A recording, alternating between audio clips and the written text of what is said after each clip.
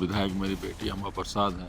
वो तो वर्तमान में राष्ट्रीय सचिव हैं, बंगाल की सब प्रभारी हैं। निश्चित रूप से वहाँ पुलिसिया गुंडा तांडव मचा रहे हैं। पुलिस एकदम गुंडागर्दी पर उतर गई। मतलब कंपनियों के लिए थाना खोला आप गया है। अपनी ही सरकार पे बड़ा सवाल उठा रहे हैं, बड़ा आरोप लगा रहे हैं कि पैसे लेकर पोस्टिंग की जा रही है। निश्चित रूप से जो उन लोग बोलता है माइनिंग करवाएगा, उसके बाद ट्रांसपोर्टिंग करवाया, जैसे इन लोग एकदम ठेका ले लिया है पूरा। रोड में आप दीवार देती हैं। रोड मेरा ज़मीन है, हम रोड में दीवार क्यों नहीं देंगे? मेरा ज़मीन से अगर जा रहे जब हम अपना ज़मीनें रक्षा नहीं कर पाएँगे, तो फिर हम दूसरे का कितना रक्षा कर पाएँगे? क्या सरकार के नज़र में ये सब चीज़ नहीं है?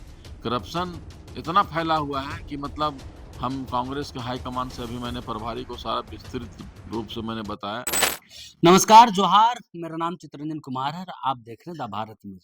देखिए, इन दिनों एक खबर सुर्खियों में बहुत तेज़ी से फैली थी कि रातों-रात एक सड़क पर जो है दीवार खड़ी हो गई थी। तो देखिए, क्योंकि उसको लेकर कई सारे विवाद चल रहे थे। हमारे साथ योगेंद्र साहब हैं। आपको कांग्रेस नेता बोले या फिर क्या योगेंद्र साहब पूर्व विधायक सिर्फ बोले? क्योंकि आप कांग्रेस में हैं और लगातार कांग्रेस की सरकार है, लेकिन फिर भी आपकी बातें ना पार्टी में सुनी जा रही, ना सरकार में सुनी जा रही। तो आप देखिए, कांग्रेस के पहले ये बताएँ, आप कांग्रेस के नेता हैं, आपको बोले या सिर्फ पूर्व विधायक बोले? नहीं, नहीं, निश्चित रूप से मैं कांग्रेस का अभिनेता हूँ और पूर्व विधायक, पूर्व मंत्री भी हूँ। मेरी पत्नी पूर्व विधायक है, विधायक मेरी बेटी अम्मा प्रसाद है। वो तो वर्तमान में राष्ट्रीय तो सचिव हैं, बंगाल की सब प्रभारी हैं। निश्चित रूप से, लेकिन बात ऐसा है कि जहाँ पर जो विवाद हुई, वहाँ पुलिसिया गुंडा तांडव मचा रहे हैं। पुलिस एकदम गुंडागर्दी पर उतर गई। मजिस्ट्रेट के बिहाफ में दरोगा सिविल ड्रेस में जाकर के और वहाँ पर दीवार धँस रहा है और कंपनी से इन्फ्लुएंस होकर के ये सब काम किया जा रहा है। तो उन लोग का स्पष्ट करना है थानेदार का, एसपी का कि हम लोग पैकेज देकर के यहाँ पोस्टिंग कराते हैं, तो जनता के लिए आए हुए हैं क्या?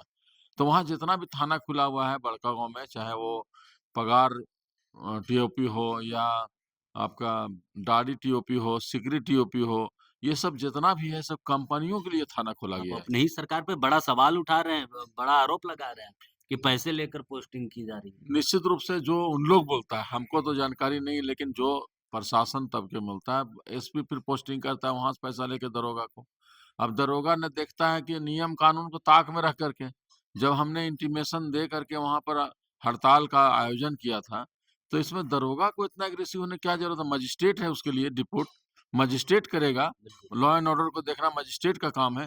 बिना मजिस्ट्रेट का इन लोग दीवार तोड़ देगा, गाड़ी चलवा देगा, किसी की ज़मीन धँस देगा, मकान धँस देगा, माइनिंग करवाएगा, उसके बाद ट्रांसपोर्टिंग करवाया, जैसे इन लोग एकदम ठेका ले लिया है पूरा। रोड में आप दीवार देती हैं। रोड मेरा ज़मीन है, हम रोड में दीवार क्यों नहीं देंगे? मेरा ज़मीन से अगर जा रहे जब हम अपना ज़मीनें रक्षा नहीं कर पाएँगे, तो फिर हम दूसरे का कितना रक्षा कर पाएँगे?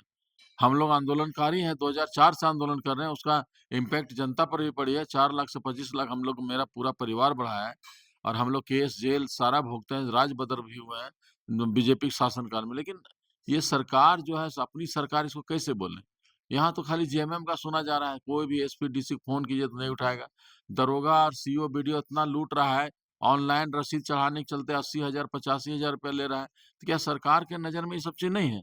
करप्शन इतना फैला हुआ है कि मतलब हम कांग्रेस के हाई कमान से अभी मैंने प्रभारी को सारा विस्तृत रूप से मैंने बताया, तो बोले कि वहाँ पर ही हम जाएँगे और जा कर के मतलब अथी करेंगे। हमसे रिपोर्ट माँगा गया, फिर रिपोर्ट मैंने सौंप दिया उनको और उन्होंने कहा है स्पष्ट कि मतलब इसको हम गंभीरता से लेंगे और देखेंगे। इसी चलते हमने धरना छोड़ कर के आज रांची आने का काम किया है और किताबों में पढ़ाया जाता है कि जो चोरी करता वो तो गुनहगार है ही, पापी पाप तो उसने किया है। जो इस सच्चाई को छिपाता है, वो भी इसका दोषी है। इसका मतलब कांग्रेस भी दोषी है, क्योंकि कांग्रेस सरकार में सब कुछ जानते हुए मौन है, या तो सत्ता का लोभ के कारण मौन है या फिर कोई और वजह है। देखिए, हम बुरा नहीं देख सकते हैं, बुरा सह नहीं सकते हैं, बुरा कर नहीं सकते हैं। तो इतना हज़ारों ट्रक कोयला अगर जा रहा है यहाँ से और कोयला जा रहा है तो क्या सरकार की नज़र में नहीं है? दिन-रात कोयला ढुआ रहा है, हमको लगता है कि 2-3 साल का बजट जो है उसका भरपाई होता है जितना कोयला निकल रहा है लार्ज स्केल पर। तो आप सोच सकते हैं कि ये सब कैसे निकल रहा है और थाने प्रभारी और ये एसपी, डीसी इन लोग जो है, इन लोग माइन्स चलाने का ठेका ले स रखा है। अरे जनता पर प्रोटेस्ट करता है, हम लोग रैयत हैं, वहाँ का विस्थापित हैं, हुँ। तो हम लोग अगर अपना मुआवज़ा उचित मुआवज़ा को लेके मेरा फैक्ट्री ढा दिया गया और उसके बाद जो है सो मतलब मेरा ज़मीन पर ट्रांसपोर्टिंग चालू करवा दिया गया। अभी हमारा मकान धँसने की प्लानिंग कर रहे हैं उन लोग, तो हम प्रोटेस्ट कर रहे हैं, वहाँ धरना, प्रदर्शन, आंदोलन कर रहे हैं। खनन काम बंद करने का, परिवहन बंद करने का हमने ऐलान किया है। अब वहाँ पर ही मजिस्ट्रेट नहीं रहता है, मजिस्ट्रेट को इन लोग डराता है, धमकाता है। आज और भी आपने सीओ को गाली-गलौज की। निश्चित रूप से क्यों नहीं करेंगे? मेरा मेरा रोड पर वो जो है सो म दीवार तोड़वा दे रहा है, घर तोड़वा दे रहा है, फैक्ट्री तोड़ दे रहा है, तो क्यों नहीं गाली सुनने का काम? वो तो मार खाने लायक है। और निश्चित रूप से जो है सो वैसा मौका आएगा तो उसको मार भी पड़ेगा। ऐसा चीज़ नहीं है कि मतलब छोड़ देगा। जनता मतलब अब क्या करेगा? अब कहीं सुनवाइए नहीं हो पाएगा तो हम लोग तो अस्त्र-शस्त्र उठाएँगे ही ना। और अस्त्र-शस्त्र उठाएँगे तो वीर बिरसा मुंडा का विचारधारा को, दिसम गुरु शिबू सोरेन का विचारधारा को, हमारे स्वर्गीय विनोद बिहारी महतो की विचारधारा को, निश्चित उस विचारधारा पर हम लोग चलेंगे और जल, जंगल, ज़मीन की रक्षा करेंगे। जब आप एक माननीय हैं, पूर्व विधायक, पूर्व मंत्री रहे हैं, वर्तमान में कांग्रेस आपकी बेटी कांग्रेस के राष्ट्रीय सचिव हैं, को बंगाल की सह-प्रभारी हैं, कांग्रेस का इतना बड़ा नेता, अपने ही सरकार में न्याय नहीं ले पा रहा, तो बाकी आम जनता फिर कैसे न्याय आप दिलाइएगा? पता नहीं यहाँ सरकार से इंटरेक्शन मिला हुआ है कि कांग्रेसियों को दबाओ, कांग्रेसियों की बात नहीं सुनो। इस तरह का जो अनुभव है, इस तरह का हमको जैसा महसूस होता है। तो निश्चित रूप से ये सरकार पता नहीं मतलब हमको लगता है विपक्ष बीजेपी भी सब सवाल नहीं उठाता है। हमको लगता है बीजेपी भी मिला हुआ है और बीजेपी मिला हुआ है और बीजेपी जो मिल करके हमको लगता है कि ये सब स एक सवाल तो उठता है कि बीजेपी मिला हुआ है, कांग्रेस के कुछ लोग हैं, जेएमएम लोग हैं, योगेंद्र साहब सिर्फ सही हैं। देखिए, ये तो समय जाँच का विषय है। हमारे 3 एमएलए भी गए थे वहाँ पर, 3 हुँ। एमएलए जो है सो उनको जाँच रिपोर्ट सौंपा गया है। उस पर भी कार्रवाई नहीं हो रही है, उस पर भी संज्ञान लोग नहीं ले रहे हैं। तो हमने प्रभारी को मैंने बताया, अगर स्टैंड अगर होगा तो लास्ट तो हमारा आंदोलन है, आंदोलन करेंगे। नहीं जहाँ सुनवाई होगा तो आंदोलन करेंगे। हम अपना ज़मीन का रक्षा, अपना मिट्टी का रक्षा तो करेंगे ना, कि नहीं आपने करेंगे? न्यायालय का भी दरवाज़ा जी खटखटाया है। हाँ, न्यायालय में भी गया है, न्यायालय में भी ये सब जुडिस मामला है, हाईकोर्ट संज्ञान लिया और हाईकोर्ट ने नोटिस भी किया, लेकिन 4 महीना हो गया नोटिस का जवाब इन लोगों ने दिया है। चाहे वो डीसी हो, चाहे वो सरकार हो, चाहे वो कंपनियाँ हो, ये सब कोई भी रिपोर्ट अभी तक सबमिट नहीं किया है। हमरे बाउंड्री पहले भी धँसा गया था, उसका भी हमने कंप्लेंट केस किया है, तो उसमें भी जो है सो गवाही चल रहा है, वो भी सब जुडिस मामला है। तो ये सब सारा चीज़ हम न्यायालय भी का भी कहीं नहीं छोड़ रहे हैं, जहाँ भी मौका मिल रहा है, वहाँ उस प्लेटफ़ॉर्म पर रख रहे हैं हम मतलब ज़मीन से लेकर के और ऊपर तक हम संघर्ष कर रहे हैं, ऊपर तक जा रहे हैं। न्यायालय भी आपने गया। योगेंद्र साहब आगे का स्टैंड क्या होगा इसका?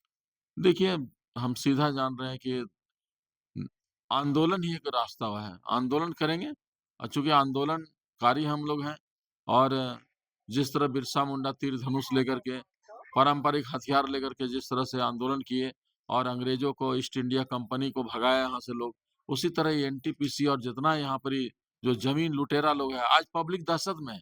दरोगा वहाँ का फ़ोन कर के सब लोग को बोलता है कि नहीं सो धरना में जाओगे तो जेल भेज देंगे, केस कर देंगे।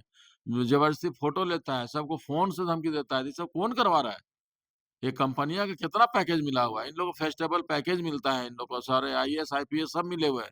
और जब ब्यूरोक्रेट और कॉर्पोरेट मिल जाएँगे तो निश्चित रूप से जो है सो न्याय हमको नहीं लगता है कि कहीं मिलेगा। कई लोग कहते हैं कि ये योगेंद्र साहब की व्यक्तिगत लड़ाई है एनटीपीसी से क्योंकि लंबे समय से व्यक्तिगत लड़ाई है। इसको वो राजनीतिक रूप दे रहे हैं, इसको पार्टी और सरकार में ला रहे देखिए, हैं। सबसे पहला चीज़ है, अगर ठीक है, अगर मेरा व्यक्तिगत ही लड़ाई है, अगर जायज़ है तो पार्टी को खड़ा होना चाहिए। हुँ। मैं भी एक वर्कर हूँ, लेकिन मेरा ये व्यक्तिगत लड़ाई नहीं है।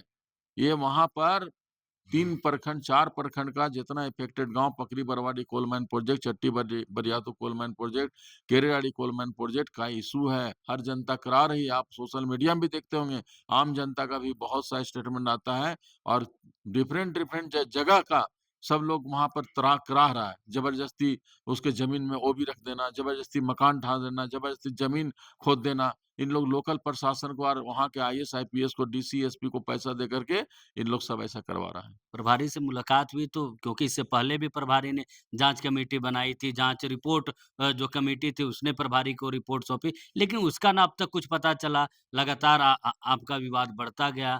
लेकिन क्या कुछ अब इस मुलाकात में कुछ बातें हुई, कुछ संभावना वो मिला है? उन्होंने आश्वासन दिया है कि हम 16 तारीख को फिर आ रहे हैं, 16 तारीखों के बाद वहाँ पर ही हम जाएँगे। हमने उससे रिपोर्ट माँगा है, इसे रिपोर्ट भी हम सौंप दिए हैं अभी और निश्चित रूप से हाईकमान जो है इस पर संज्ञान लेगा, उम्मीद है। पूरा उम्मीद है।